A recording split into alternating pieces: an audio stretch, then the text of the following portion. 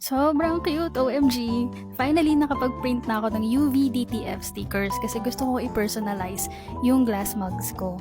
The first thing I did was design my patterns in Canva, and then naghanap ako ng supplier na magpiprint ng UV DTF stickers. The first thing you have to do is to cut it. Per design, gugupitin mo siya.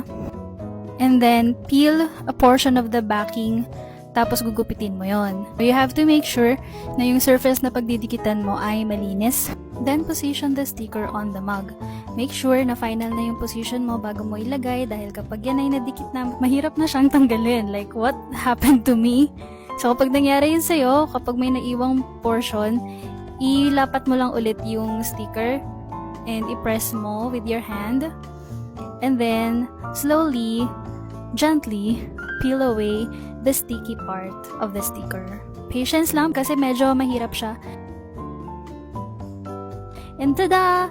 It's done! Grabe, diba? Ang cute-cute niya! It is a perfect gift for anyone.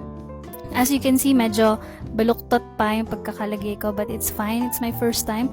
And I hope this inspires you to also try different crafts and explore your creativity. Bye!